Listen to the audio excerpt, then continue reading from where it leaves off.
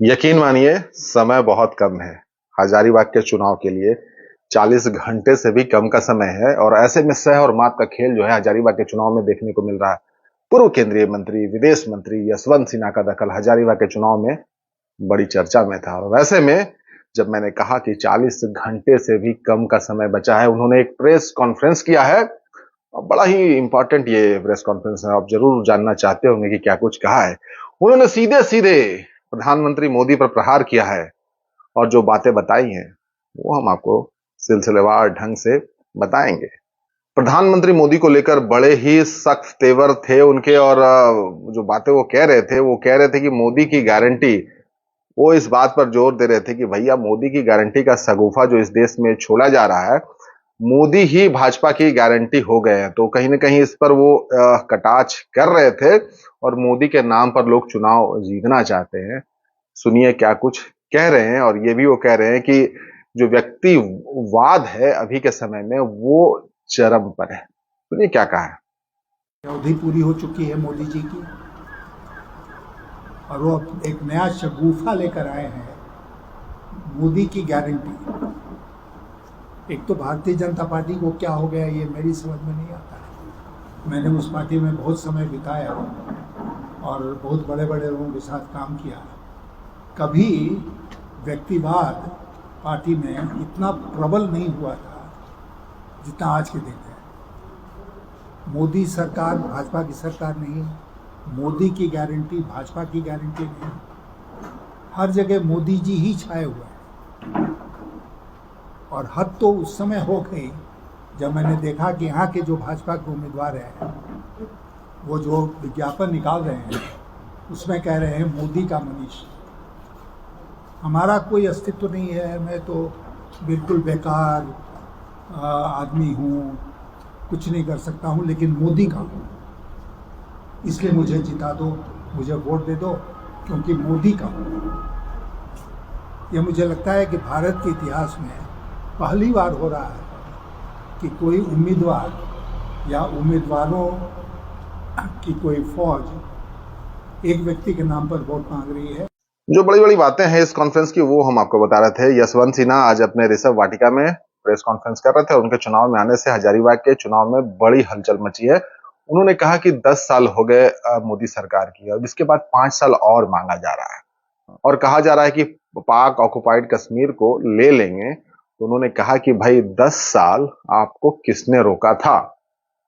क्या कहा है वो आप सुन लीजिए। प्रश्न जो मेरे मन में उठता है और सबके मन में उठना चाहिए वो ये कि भाई 10 साल हो गए, आपको 5 साल और किस लिए चाहिए? किस लिए आपको 5 साल और चाहिए? कौन सा काम है जो आप 10 साल में नहीं कर पाए और आगे करना चाहते हैं? अब इसमें बहुत फैंटास्टिक क्लेम्स हो रही हैं। एक नया चल रहा है आजकल कि 5 साल और दीजिएगा और 400 की संख्या दीजिएगा तो हम लोग पाक ऑक्युपाइड कश्मीर को भारत में मिला देंगे। तो 10 साल में आपको किसने रोका? आपके पास तो पूर्ण बहुमत था, आप तो संविधान का आपने संशोधन कर दिया, धारा 370 हटा दिया, कश्मीर का विभाजन कर दिया। तो ऐसा अमित शाह ने खुद कहा कि हमारे पास मेजॉरिटी है संविधान में संशोधन करने की। तो संविधान में संशोधन करने की मेजॉरिटी है और पीओको को लेने की मेजॉरिटी नहीं है। क्या पीओको को लेना पार्लियामेंट्री मेजॉरिटी के ऊपर डिपेंड करता है कि विल पावर पर डिपेंड करता है, इच्छा शक्ति पर डिपेंड करता है?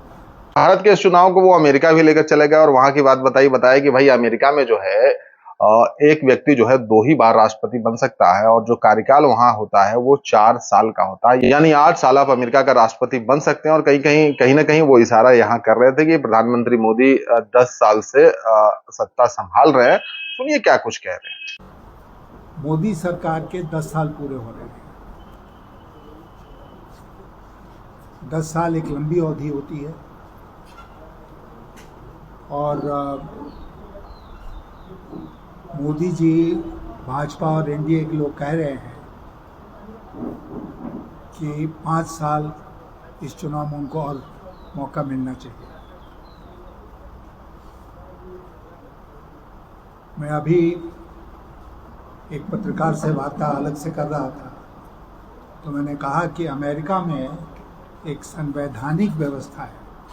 अमेरिका के संविधान में लिखा हुआ है कि कोई भी व्यक्ति केवल 2 बार ही राष्ट्रपति बन सकता है, केवल 2 बार, और उसका एक टर्म केवल 4 वर्षों का है। यहाँ जैसा 5 वर्षों का नहीं है। तो इसका मतलब ये हुआ कि कोई भी व्यक्ति अमेरिका में राष्ट्रपति केवल 8 साल के लिए ही बन सकता है। और अभी हाल में बहुत सारे उदाहरण हैं जिसमें काफ़ी यंग होते हुए भी राष्ट्रपति को रिटायर होना पड़ा, क्योंकि उन्होंने 2 टर्म पूरे कर लिए थे। अब इस चुनाव में कितना लहर, कैसा वेव, इसका जिक्र उन्होंने किया है और कहा है कि वो 62 से चुनाव को देख रहे हैं। जब वो प्रशासनिक अधिकारी के तौर पर काम कर रहे थे, और उन्होंने इसका भी जिक्र किया कि 67 में बतौर डीसी वो चुनाव करवा रहे थे, और तब से लेकर आज तक इतना फीका चुनाव उन्होंने नहीं देखा, ये उन्होंने कहा। और कहा कि इस बार तो कोई वेव ही नहीं है, कोई लहर नहीं दिख रही है। और ये भी उन्होंने कहा जो वोटिंग परसेंटेज कम है, इसका तात्पर्य यह है कि रूलिंग पार्टी को नुकसान हो रहा है, यानी उनके लिए कोई वेव नहीं है। और उन्होंने ये भी कहा कि 2014, 2019 में लहर थी, लेकिन इस बार 2024 में कोई लहर नहीं है। और हजारीबाग के परिप्रेक्ष्य में उन्होंने ये कहा कि हजारीबाग का चुनाव देख लीजिए, यहां लग ही नहीं रहा कि कोई वेव है, चुनाव हो रहा है। जेपी पटेल के पक्ष में क्या कहा वो सुन लीजिए। 1962 से चुनाव देख रहा हूँ। 62 में मैं IAS की नौकरी करता था, और उस साल जो चुनाव हो रहा था तो प्रशासन की तरफ से मैं चुनाव कराने में लगा हुआ था। 67 का चुनाव जब हुआ 5 साल के बाद, तो मैं डिप्टी कमिश्नर की हैसियत से चुनाव कराता था उस समय। और उसके बाद से चुनाव में भाग लिया, चुनाव में खड़े हुए। इतना फीका चुनाव मैंने नहीं देखा है कभी।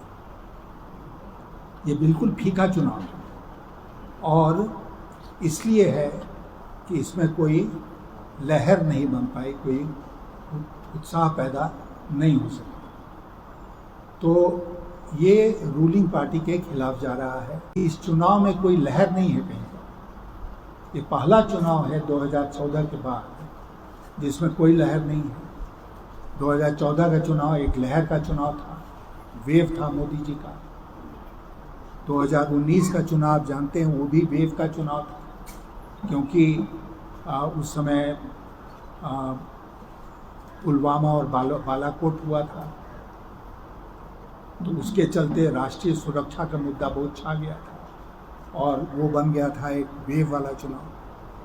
ये पहला चुनाव है जिसमें सारी कारगुजारी के बाद कोई वेव नहीं बन पाया। यहाँ हजारीबाग में आप देख रहे हैं, लगता है चुनाव है ही नहीं, कोई सरगर्मी ही नहीं, न उधर से है, न इधर से है, न बीच से, कोई सरगर्मी नहीं। जो मुद्दे हैं प्रदेश के, जो मुद्दे हैं देश के, उनके आधार पर ये चुनाव लड़ा जा रहा है। और पूरे देश में वोटिंग परसेंटेज कम होने का मतलब हुआ कि ये चुनाव रूलिंग पार्टी के पक्ष में नहीं जा रहा। यहाँ के जो कांग्रेस के उम्मीदवार हैं, उनको मुझे लग रहा है कि बहुत भरपूर समर्थन मिल रहा है। कांग्रेस पार्टी पिछले कई चुनाव में, हजारीबाग में कोई फैक्टर थी नहीं, आप लोग भी जानते हैं, बीजेपी पूरी तरह से डोमिनेट करती थी। लेकिन इस बार कांग्रेस पार्टी न केवल फैक्टर है, बल्कि अच्छा कैंपेन चल रहा है जयप्रकाश भाई पटेल का, और पूरी की पूरी संभावना है कि वो इस बार भारतीय जनता पार्टी को यहाँ से अपदस्थ करेंगे और चुन के जाएंगे। उन्होंने इस बात का भी जिक्र कर दिया कि हजारीबाग में कौन आए। उन्होंने पूछा कि हजारीबाग में कौन से बड़े नेता भाजपा के आए, क्या अमित शाह आए, क्या प्रधानमंत्री मोदी आए, क्या राजनाथ सिंह आए। जो भी आए हैं उनका वजूद क्या है, और जो आए हैं वो कहां आए हैं। वो हजारीबाग के इधर उधर के इलाके में पहुंचे हैं, हजारीबाग कोई नहीं पहुंचा। इसके मायने क्या हैं? कोई आया? कोई नहीं। एक रोड शो होने वाला था अमित शाह का रामगढ़ में, वो भी कैंसिल हो गया। हजारीबाग कोई नेता नहीं आया, इधर उधर से घूम के चले, कोई रजरप्पा आया, कुर्सियां खाली रह गई। ऐसे लोग आए जिनका कोई वजूद ही नहीं हजारीबाग में, झारखंड में। तो जो आता जिससे कि कोई प्रभाव पड़ता तो वो प्रधानमंत्री मोदी, अमित शाह, राजनाथ सिंह, गडकरी जी, नड्डा जी, इस तरह के लोग आते तो शायद असर पड़ता, लेकिन कोई नहीं आया। तो क्या इंटेलिजेंस का रिपोर्ट है कि भाजपा सीट हार रही है इसलिए यहाँ जाके अपने को बदनामी मोल मत लो? देखिए, भाजपा ने एक नारा दिया है इस पूरे लोकसभा के चुनाव में जो चल रहा है कि भाजपा 400 पार, उस पर भी उन्होंने चुटकी ली है और पूछा है कि झारखंड का 65 पार, बंगाल का 200 पार और कर्नाटक का भी जिक्र किया है और कहा है कि इस बार ऐसा कुछ नहीं है, भाजपा का 200 भी सीट आ जाए वो गनीमत है और एनडीए अलायंस है जो मेजोरिटी में नहीं आ रही है। क्या कुछ कहा है यशवंत सिन्हा ने आज के प्रेस कॉन्फ्रेंस में, सुन लीजिए। बीजेपी का नारा है अब की बार 400 पार। आपको याद होगा कि जब झारखंड का विधानसभा का चुनाव हो रहा था तो नारा था अब की बार 65 पार, अटक गए 25 पर। जब बंगाल का चुनाव हो रहा था तो नारा था अब की बार 200 पार, अटक गए 77 पर। कर्नाटक का चुनाव हो रहा था तो अमित शाह का स्टेटमेंट है कि जो हाफ वे मार्क है उससे 13 ज़्यादा, 14 नहीं, 12 नहीं, 15 नहीं, एग्जैक्ट 13 हमको ज़्यादा मिलेगा हाफ वे मार्क से। तो उसके बाद कोई पूछता नहीं है कि भाई क्या हुआ आपके नारे का। आप लोग भी भूल जाते हैं, सब कोई भूल जाता है, कोई दोबारा पूछता नहीं है कि भाई आप क्यों नहीं अचीव कर पाए। तो वही हश्र होगा 400 पार का भी। और 370 भारतीय जनता पार्टी के लिए दूर की कौड़ी है। जितने अभी तक असेसमेंट आ रहे हैं उससे यही झलक कर आ रहा है सामने कि भारतीय जनता पार्टी को 200 सीट मिल जाए इस चुनाव में तो गनीमत होगी, 200 सीट। और उनके जो अलायंस पार्टनर्स हैं बहुत नहीं बचे हैं, लेकिन जो बचे हैं वो कुल मिलाकर भी Bharatiya Janata party NDA alliance majority से बहुत दूर हो जाएगा। आज के कॉन्फ्रेंस में यशवंत सिन्हा एक कहानी सुना रहे थे, चेन्नई वाली कहानी थी जब वो जयललिता से मिलने गए थे और कहीं ना कहीं उस कहानी को वो लेकर चले गए प्रधानमंत्री नरेंद्र मोदी की तरफ और बताया कि देश के सबसे वेल इन्फॉर्म्ड इंसान या व्यक्ति कौन होते हैं और क्यों कहा, कैसे कहा, सुन लीजिए। इंटेलिजेंस की रिपोर्ट जो है वो तो प्रधानमंत्री के पास रोज़मर्रे के आधार पर पहुंचती है। रोज़ सुबह इंटेलिजेंस ब्यूरो की तरफ से उनको 1 या 2 पेज का एक रिपोर्ट रोज़ सुबह फर्स्ट थिंग जो प्रधानमंत्री देखते हैं वो है इंटेलिजेंस का रिपोर्ट।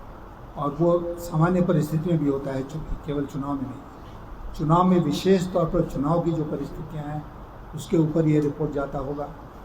और मैं आपको एक रोचक घटना बताता हूँ। जब मैं वित्त मंत्री था तो मैं चेन्नई गया, तो चेन्नई में जयललिता उस समय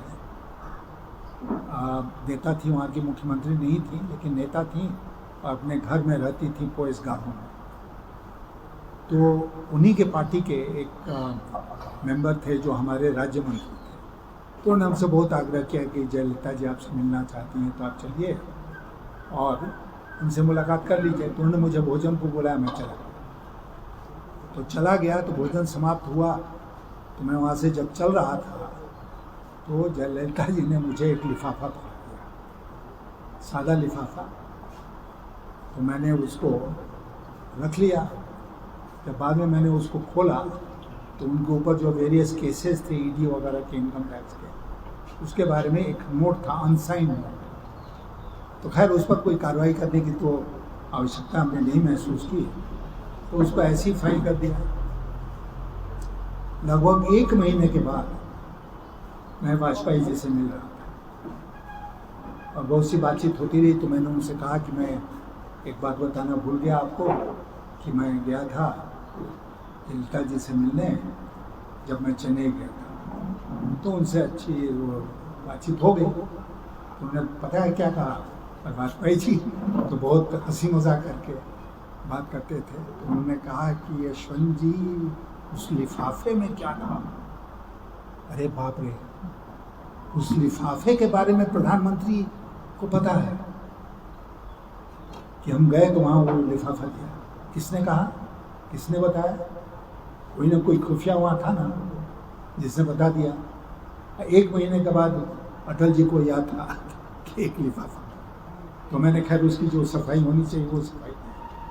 तो भारत का प्रधानमंत्री देश में सबसे वेल इन्फॉर्म्ड आदमी, और सबसे वेल इन्फॉर्म्ड आदमी को ये तो पता होना चाहिए कि दीवार में इस बार क्या लिखा हुआ आ रहा है हर फेज के बाद।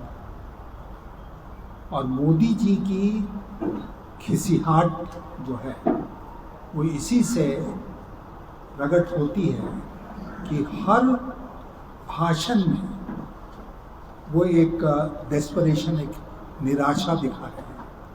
बाकी चुनाव है, सह और मात का खेल है। हजारीबाग हॉट सीट बना है पूरे झारखंड में, जहां यशवंत सिन्हा पूर्व केंद्रीय मंत्री, विदेश मंत्री दखल दे चुके हैं और लगातार इस चुनाव को प्रभावित करने के लिए, वोटर को रिझाने के लिए, इस चुनाव में रिजल्ट जेपी भाई पटेल के पक्ष में करने के लिए अपनी कोशिशें लगातार कर रहे हैं। प्रधानमंत्री मोदी से लेकर 10 साल के कार्यकाल पर सवाल उठा रहे हैं और पीओके का जो मुद्दा आया उस पर भी उन्होंने बड़े जोरदार तरीके से कहा कि 10 साल क्या कर रहे थे, 5 साल फिर से आपको क्यों चाहिए, इसमें संविधान संशोधन वाली बात कहां से आ गई।